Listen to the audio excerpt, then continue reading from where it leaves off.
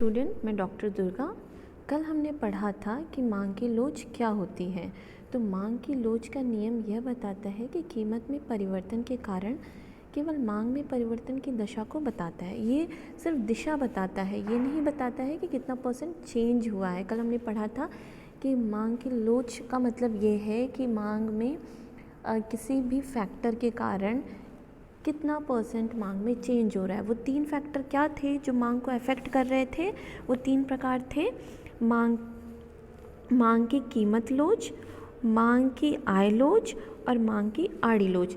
मतलब कीमत, आय और आड़ी लोच ये डिसाइड करती है कि मांग में कितना परसेंट होगा।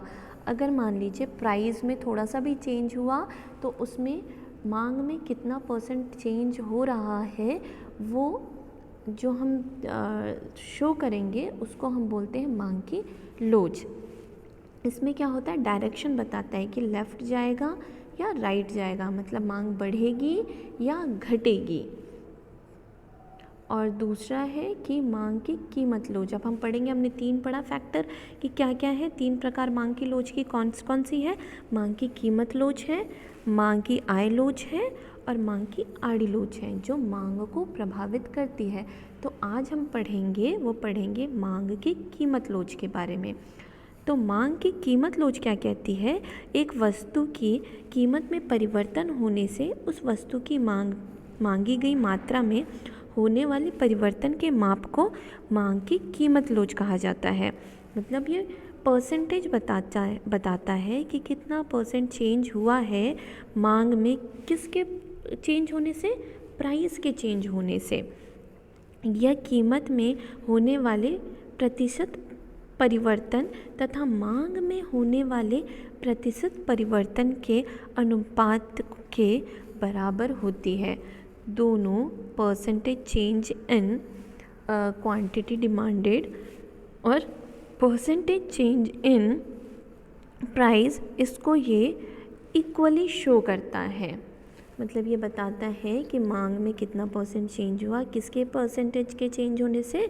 कीमत के चेंज होने से। और अब हम पढ़ेंगे कि मांग की लोच का सूत्र। पहले हमने मांग की लोच का सूत्र पढ़ेंगे, उसके बाद हम पढ़ेंगे मांग की कीमत लोच का सूत्र। तो मांग की लोच का सूत्र क्या है? मांग की लोच का सूत्र है मांग की मात्रा में अनुपातिक परिवर्तन, फिर डिवाइड करना है उसको किससे? अन्य आर्थिक चर के अनुपातिक परिवर्तन। ये आर्थिक चर कौन कौन से हैं? ये आर्थिक चर वो हैं, ये देखो आर्थिक चर कौन कौन से हैं? ये चर वो हैं जो हमें ये बता रहे हैं कि जो हमारा प्राइस है, जो हमारा इनकम है, जो हमारी क्रॉस इलास्टिसिटी ऑफ डिमांड है, उन तीनों को मिला के तीनों में कितना परिवर्तन हो रहा है, उससे क्या है, मांग की मात्रा में कितना परसेंटेज चेंज हो रहा है, ये क्या बताता है? मांग की लोच का सूत्र बताता है। पर मांग की कीमत लोच में क्या शो किया जाता है? मांग की कीमत लोच में ये शो किया जाता है कि मांग की मात्रा में अनुपातिक परिवर्तन डिवाइड किया जाता है किससे? मूल्य के अनुपातिक परिवर्तन से। उसमें तो क्या था कि मांग में कितना परसेंटेज चेंज हो रहा है, किसके चेंज होने से? इनकम, प्राइस, क्रॉस इलास्टिसिटी, उसके चेंज होने से डिमांड में कितना चेंज हो रहा है। पर जब हम मांग की लोच के बारे में पढ़ेंगे, कीमत लोच के बारे में पढ़ेंगे, तो इसमें सिर्फ ये पढ़ेंगे कि क्वांटिटी डिमांडेड में चेंज हो रहा है वो किससे? प्राइस के चेंज होने से, और कोई चीज़ उसमें नहीं होगा। इनकम अफेक्ट नहीं करेगा, cross elasticity, substitute, complementary goods कोई अफेक्ट नहीं करेंगे। सिर्फ जो अफेक्ट करेगा वो प्राइस अफेक्ट करेगा। मान लीजिए कि हम बाज़ार में गए कुछ ख़रीदने के लिए, तो हमने देखा हमारे पॉकेट में 100 रुपये हैं, तो वो 100 रुपये हमारी इनकम है, वो अफेक्ट नहीं करेगी हमारी डिमांड को। हमारी डिमांड को क्या अफेक्ट करेगी? हम बाज़ार में गए और उस कॉमोडिटी का कीमत कितना है, मतलब एक पेन का हमने सोच के गए 10 रुपया होगा और वहाँ पे हमने देखा 5 रुपये है, तो हमने फिर उस 5 रुपये के पेन के लिए हमने 2 पेन खरीद लिया। एक पेन खरीदने गए थे हम, 2 पेन खरीद लिए।